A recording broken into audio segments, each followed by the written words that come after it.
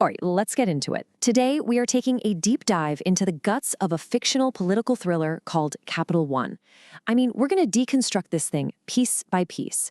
We're going to see exactly how this story builds a massive, complex conspiracy, starting from what looks like a simple affair and just exploding into a full-blown government heist. It's wild. And really, this one quote from our main guy, Rex, it says everything you need to know. This is the heart of the whole story. It just perfectly sets the tone, you know?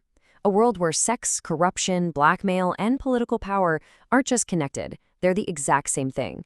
And yeah, it gets violent. This is our ticket into this incredibly dark world. Okay, so let's start at the beginning. Section 1, a transactional affair. And that title is perfect because this story doesn't kick off with some whirlwind romance. Nope, it starts with a deal. We meet the two people at the center of this whole thing, and right away, you realize their relationship isn't what it seems. It's a cold, hard business arrangement, just dressed up to look like intimacy. And their roles are laid out so clearly from the jump. You've got Claudia Reid. On the surface, she's a congressman's wife, but underneath, she is the architect, the master planner of this whole thing. And then there's Rex. He's a high-end male escort, and he's not her lover. He's her asset, her operative out in the field. To put it simply, she's the brains, he's the weapon. So yeah, any idea that this is personal gets thrown out the window real fast. It becomes a straight-up professional arrangement. Claudia literally hires Rex for a job. The mission? Get compromising material on a U.S. senator's wife. The price? $5,000. It's that simple. Right from the start, this is all about a contract, a target, and a payday. And that job brings us right into our second section, the senator's wife. This is the initial scheme, right? This is the very first domino that Claudia lines up, the one that's going to kickstart this whole insane conspiracy. So you have to ask, what's the goal here? What's the initial objective? And at first glance, it looks like your pretty standard, run-of-the-mill political blackmail plot. But it's the little details, the specifics of the plan, that show you just how twisted this is going to get. And Claudia's plan is just brutally efficient. It's a four-step process. Step 1, target Elaine Woods, wife of Senator Bobby Woods. Simple enough. Step 2, get compromising video and photos. Classic blackmail stuff. Step 3, use that evidence to force the senator's hand on a huge $70 million grain deal. Okay, still makes sense. But then you get to step 4, and this is where your jaw just hits the floor. Rex's final instruction is to try and get Elaine pregnant. Why? Because Claudia knows her religion means she'll never get an abortion. This isn't just leverage anymore. This is a permanent, inescapable checkmate.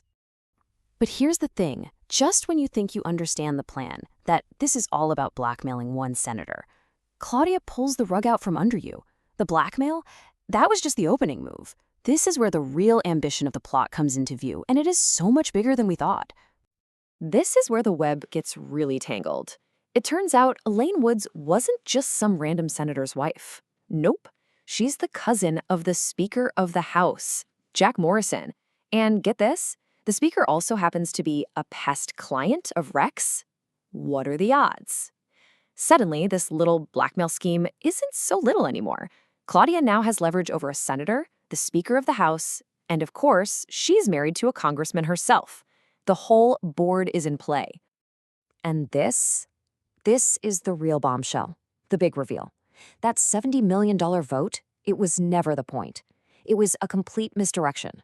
The real objective, the entire purpose of all this manipulation and blackmail, was to force a complete and total government shutdown. So this is it, the golden shutdown plan. And when you see it laid out like this, the sheer scale of it is just staggering. Phase 1, blackmail. We saw that.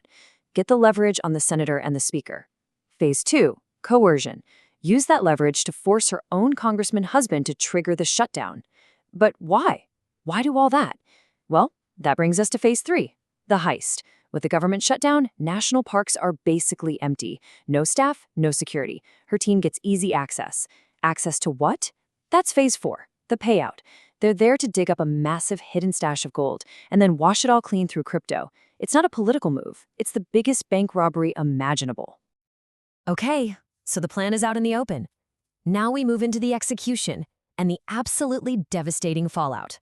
This is the part of the story where all the planning and scheming stops and things get very, very real and very, very bloody. And It works. Just like clockwork, the first piece falls into place. The blackmail is a success. Rex gets the job done, he gets the compromising footage, and now Claudia has the weapon she needs to start her war. And with that weapon in hand, the main goal is achieved. Her husband, Congressman Reid, gets on TV and makes the announcement. The government is shutting down. The plan is working perfectly. For Claudia, this isn't a political crisis. It's the sound of the vault door swinging open. But this success comes at a horrifying price. The human cost is just off the charts. The fallout isn't just political, it's lethal. Senator Woods and Claudia's own husband, Congressman Reid, both facing total ruin, die by suicide. Elaine Woods, the initial target, suffers a complete mental breakdown and is institutionalized. And those two security guards who were paid to look the other way, they were loose ends, so they're quietly eliminated. And what does Claudia do in the middle of all this wreckage she's caused? She turns it into the performance of a lifetime. She masterfully seizes control of the narrative. Suddenly, she's the grieving widow on every news channel, crying for the cameras, playing the victim. She takes this horrific tragedy that she orchestrated and uses it to become a star, a national symbol of strength and sympathy. Which brings us to the final act, the final betrayal. The scene is Ivasa. Claudia and Rex, now living under new identities, meet up to finally split the profits and enjoy the fruits of their very bloody labor. It seems like the perfect ending for them. And there it is, the final score, 6 million euros, clean, laundered, untraceable. This is what all the death and destruction was for. The plan is to split it right down the middle, 3 million apiece. It really, truly looks like they've pulled it off. They've won. But then, Claudia gives Rex the password to their shared crypto account, and the password itself is a message, a death sentence, hidden in plain sight. She tells him what it means. Rex is next. The final move was always going to be against him. And this is just the peak of her deception. As she's revealing this, she's also painting this beautiful picture for him. She's offering him a life together, saying he can be her husband while she goes back to claim the now empty Senate seat. It's everything he thinks he wants.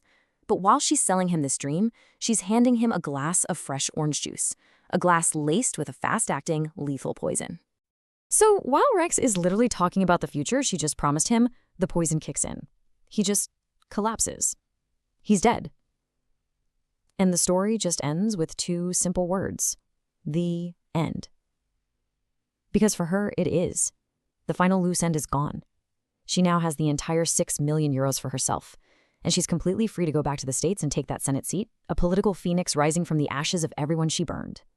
So where does that leave us? This whole story, Capital One, it just drops us into this world with absolutely no moral compass, and it really makes you wonder, when you're in a game with 0 rules, a game that's only about power and survival, is the only way to win to simply be the last one standing? It's a pretty dark thought, and this story's answer is a clear and, frankly, a terrifying yes.